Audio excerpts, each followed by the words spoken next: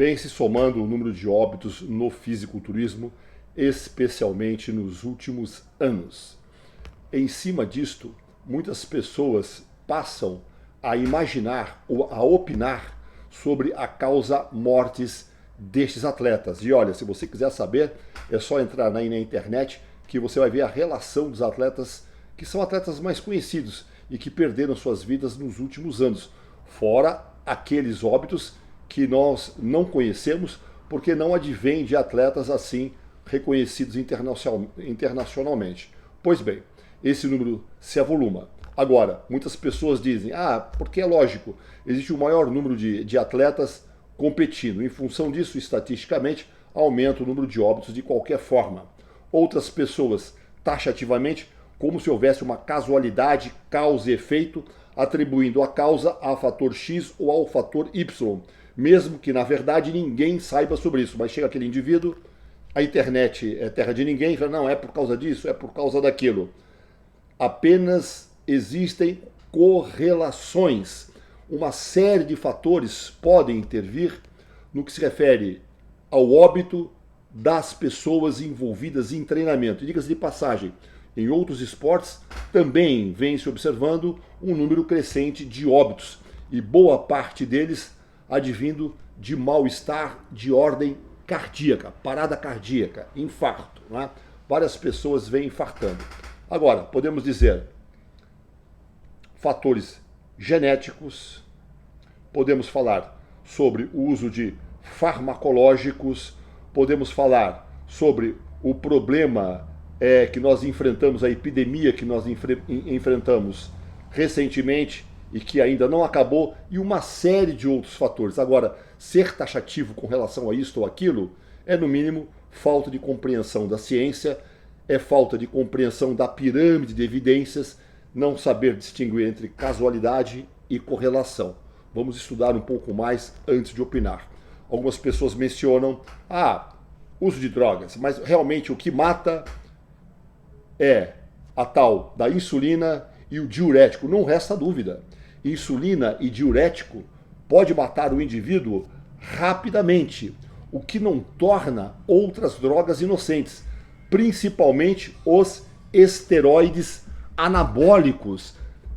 Esteroides anabólicos, entendam isso, está longe de ser uma substância inocente. Esteroide anabólico não é uma substância inocente. E eu digo isso desde o meu primeiro livro, publicado na década de 1990, por volta de 1996, 97, que eu escrevi esse livro. E muitas das pessoas, dos doutores, dos farmacêuticos que falam com notoriedade sobre esse assunto, beberam desta fonte e desta também, do musculação além do anabolismo, além do guerra metabólica, escritos há anos atrás. Há muito tempo eu venho mencionando sobre os riscos, eu venho mencionando sobre os efeitos de farmacológicos com aquilo que se conhecia na época. Isso aqui não existia internet. As referências bibliográficas, no entanto, estão aqui, daquilo que eu consegui pesquisar e achar na biblioteca de Birmingham na época. Inclusive livros sedimentares e lendários, como o do Daniel Dunchain.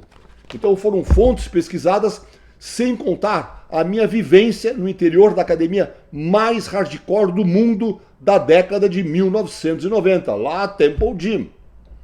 Eu traduzi esse conhecimento para trazer da forma mais responsável possível boas informações para facilitar a tomada de decisão.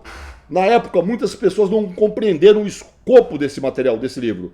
Hoje, felizmente, cada vez um número maior de pessoas vem compreendendo a origem e o objetivo desses livros, que é um alerta para facilitar a tomada de decisões. Boa parte dos profissionais que hoje falam sobre esse assunto leram e releram. E na época muitas pessoas falavam mal dos livros, mas liam escondido, trancado no banheiro. Tamanha hipocrisia. Meus amigos, desde essa época eu digo que essas drogas não são inocentes. Tem um capítulo que diz aqui, a perniciosa insulina, Isso aqui é um alerta para proteger a vida das pessoas e uma discussão democrática, principalmente porque eu vivia num país que sabia o que democracia era e o que sabe o que democracia é. Eu morei anos no Reino Unido, fui residente no Reino Unido. Quando vim para o Brasil, vim com esta mentalidade para passar uma informação que na época era transmitida de forma errônea no canto dos banheiros, da boca para o ouvido de outras pessoas que sobreviviam num mundo enorme de ignorância, a qual ainda persiste. Boas informações que nós encontramos na internet, mas muita porcaria também. Nós temos que saber selecionar. E o que eu vejo recentemente, cada vez que um óbito desse vem à tona, isso é por causa deste fator ou daquele fator. Nunca é por causa dos esteroides anabólicos. Com uma forma de convencer a si mesmo ou com uma forma de confortavelmente poder continuar a usar e abusar dessas drogas como se elas não pudessem causar males algum. Não resta dúvida.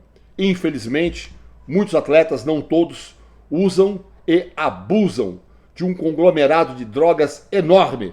São verdadeiros laboratórios ambulantes, andando para cima e para baixo, sem nenhum tipo de preocupação, de consideração com a própria vida, que dirá muitas vezes com a vida dos outros. O que você deve fazer, meu amigo, é imaginar, é pensar como você gostaria de estar daqui a 10 anos. O que você quer para você daqui a 10 anos? E digo mais, 10 anos passa assim, pum, rapidamente, num piscar de olho, já passou esse tempo. Então são várias drogas que os atletas têm de utilizar.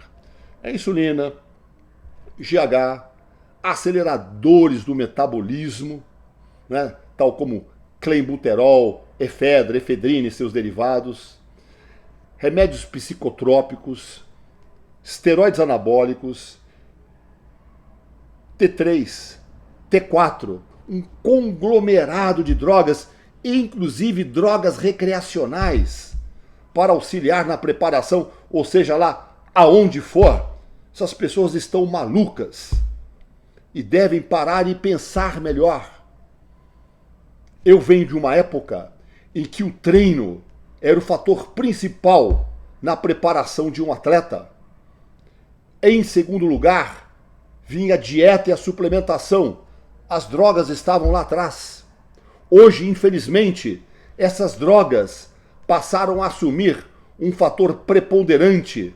São os atores principais. Vamos recuperar o treino, a periodização, a compreensão dos fatores que controlam volume, intensidade, a organização do seu programa de treinamento, período de descanso. Vamos ler e estudar sobre dieta, suplementação e deixar esses farmacológicos lá por último. É isso que nós necessitamos. É por isso que eu escrevi o livro Mantenha o Foco, Treinamento Autoconsciente, para auxiliar as pessoas na tomada de decisão. E que essa decisão seja uma decisão saudável e que vocês consigam a praticar esse esporte até o final da vida de vocês e que esse final seja lá à frente, décadas à frente. Porque infelizmente o que nós vemos, é lógico, fatores genéticos devem ser considerados, doenças, o uso de drogas, uma série de fatores para que a gente consiga equacionar esta situação. Agora, eu tenho certeza, aqueles que querem dar um aspecto de inocência ao uso e abuso de esteroides anabólicos, deveriam repensar isso, porque já existe muito boas ciências dizendo, ou relacionando, ao menos relacionando, os males do coração e o uso de drogas anabólicas, sem contar as alterações de ordem psicossomática, que na minha concepção, e o que eu disse nesses livros, na minha concepção, é o mais grave, é o mais pernicioso. Porque enquanto você estiver fazendo mal para você mesmo, o problema é seu, meu velho. Agora, a partir do momento em que o seu comportamento estiver interferindo no comportamento e na vida das pessoas que te cercam, que te amam, então, meu velho, você está num caminho absolutamente errado. Um abraço a todos.